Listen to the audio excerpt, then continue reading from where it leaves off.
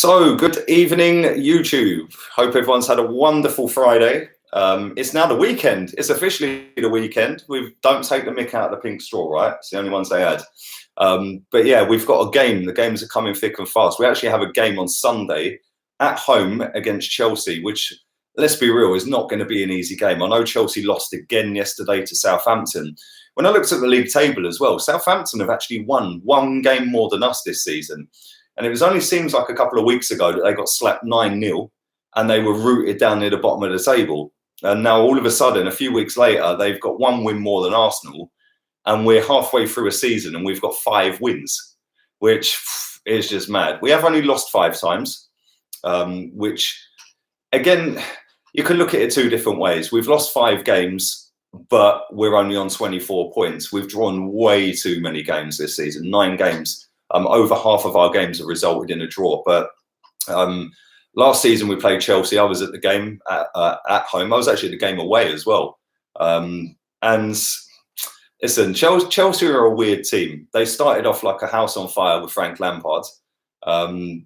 After the United defeat, they got slapped, obviously, first game of the season against Man United. After that, they went on a run and everyone was thinking Lampard's the Messiah, he's this, he's that. And the last few weeks, they've literally just dropped points all over the gaff, and it's not going to be an easy. It's not going to be an easy game at all. We're at home, so I suppose when you look at it at home, we've probably got a better chance to win the game because we're absolutely crap away from home. But at the same time, Chelsea are pretty decent away from home. It's not going to be easy at all. They've got decent players. For me, they've got a better squad. For me, they've got a better first 11. They've got quality over the pitch. They're not the Chelsea that they were a few seasons ago when they won the title, obviously. No Eden Hazard now. But they have still got quality players. And it's not going to be an easy game for Arsenal. Plus, you add in the fact that we've got so many injured players. Obviously, both fullbacks are injured. In fact, 3 of our fullbacks are injured, if you include Tierney, Kolasinac and Bellerin in that. Bellerin was not in the squad yesterday, even though he trained. So I'm not sure whether he's going to be in the squad again. But I'm kind of nervous going into this game because, listen, for me, this is up there with Tottenham. I can't stand Chelsea. Their fans are not too bad now. They've toned it down a little bit now. They've fallen down from winning the league every season. But I've got a lot of mates that are Chelsea fans and they run their gums so much like Tottenham fans do. So for me, this is always up there with Tottenham. I want to beat Chelsea so badly. But I suppose if you compare the form of the 2 teams in recent weeks, it's pretty shocking, isn't it? Let's be real. Not just us, but Chelsea as well. They lost to West Ham the other week. They've lost again yesterday to Southampton. And they're faltering to teams that we've been struggling against, albeit we did beat West Ham.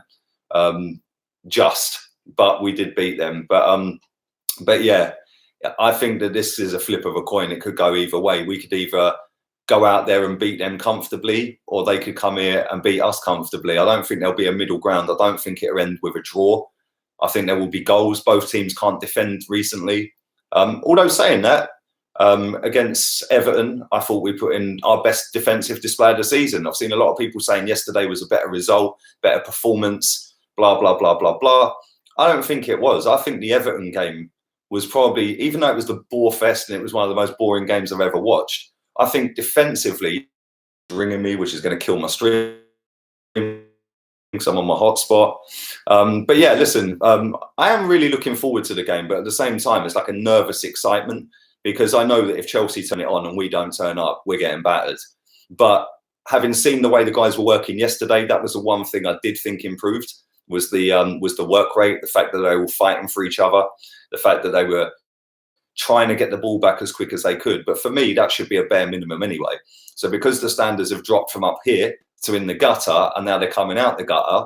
For me, that's, yes, it's an improvement, but it's still not the levels that are required to be at Arsenal Football Club. But anyway, I'm going to stop waffling in a minute.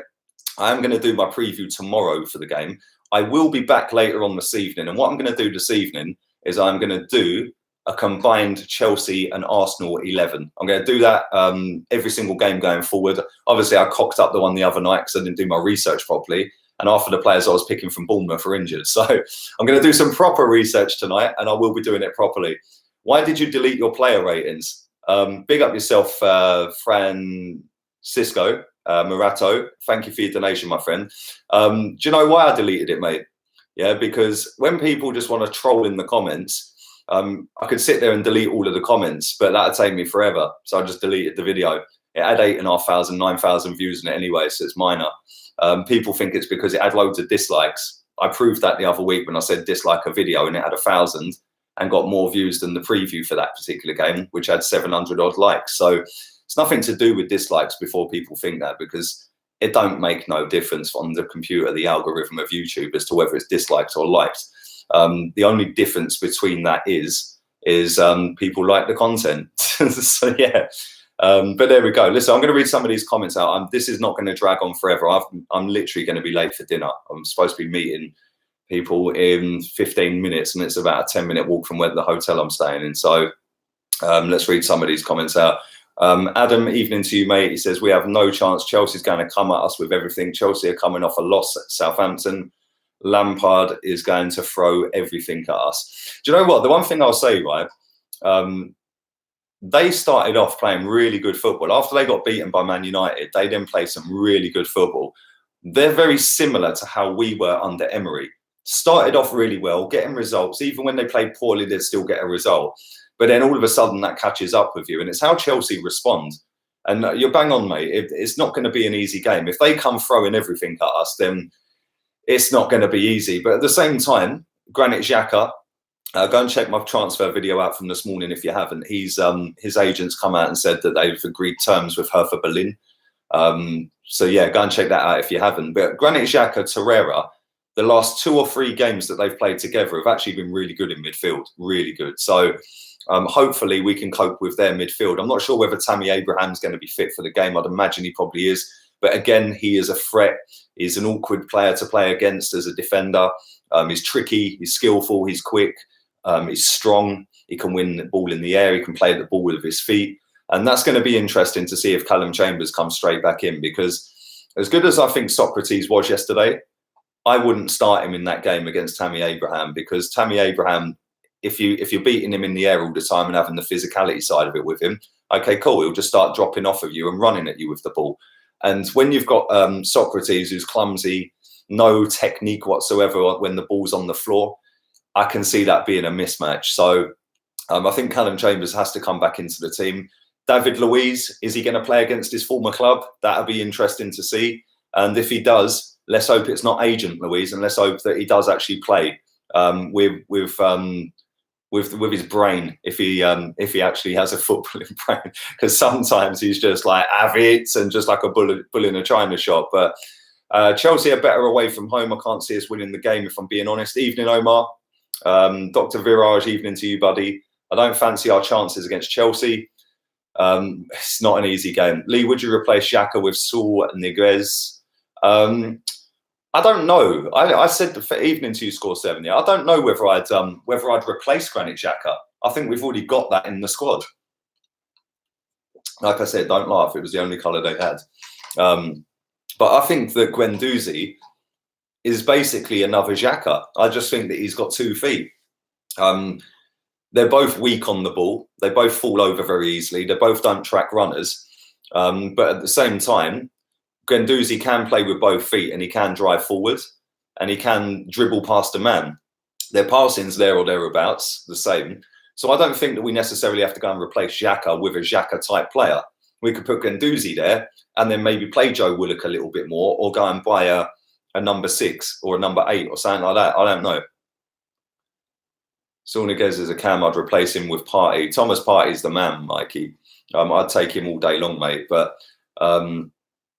yeah, I'd take him in the club all day long. It's just whether we can get him in January. I'm not so sure we will get him in January. I'm not so sure whether we're even in for him. Like, I know there's reports going about him. There's been reports around him for about a year. And it seems like we're linked to the same players constantly. But I do think the club are going to do some business in January. Obviously, if Granit Xhaka goes, then we do need to go and get somebody to replace him. In terms of a midfield berth, not the exact position, like I said. I do think that we need to go and buy a centre-back. So if we get a centre-back and we get somebody in midfield, maybe not the Granit Xhaka type like I'm on about, then I think that's instantly made us better. But then it's how the players that we've got at the moment up their game. Because listen, we're currently I think 11th in the league. It's kind of weird, right? And the thing is, like, if we had won 2 more games, we'd be 2 points off of Chelsea, which is just mental. We've drawn 9 games. If we had turned a couple of them into wins, we could be sat here with another 6 to 8 points. So it's very close. It's very close. But I don't know. I just look at it and I think that Chelsea have obviously got the upper hand because they're already in the 4th spot in the league. Then you've got Tottenham just behind them, and they've elevated themselves up the table a little bit. But Chelsea are a weird team. They go and beat Tottenham the other night, and then they go and lose to Southampton. And that's, like I said, very reminiscent of us under Unai Emery. So yeah, I don't know. It's going to be a difficult game either way. Lee, it was rumoured that Emery actually wanted Partey as well before he left. In your opinion, do you think Arsenal will buy a centre-back or a midfielder first? Big up, MN. Well, this is the thing. Who's buying the players? Who is actually buying the players at the club? Is it Arteta going to be going to them and saying, well, I want X, Y, and Z? Or is it the technical director, head of football, and anybody else who wants to get their paws on it that are going to sit there and say, well, actually, no, you can't have that? Because the report that came out was that Unai Emery wanted Zaha, Harry Maguire, and Thomas Partey. And the club went, no, you're having Dani Ceballos and Nicola Pepe, which when you look at it now, 3 managers have not picked Pepe. 3. Freddie Ljungberg didn't really pick him. Arteta in his first game didn't pick him. And Unai Emery didn't really pick him. Yet all 4 of them, including Wenger, have picked Granit Xhaka. And it makes you think, did the board buy Pepe? I wouldn't be surprised if Pepe left by the summer. I don't think he'll go in January, but I would not be surprised. And the way the payments were staggered with him, which is the same as pretty much any transfer, he could leave and then we haven't lost anything. We might actually make a profit on him. It depends.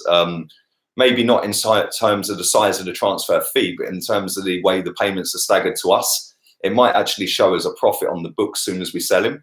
But then obviously later down the road, it might come up as a loss. I don't know. We desperately need Thomas Partey, says Jazz. Afternoon to you. Zaha's not a number 10. I don't want him anywhere near the club. Yes, I am early. I'm going out for dinner. Supposed to be there in 10 minutes. I'm so going to be late.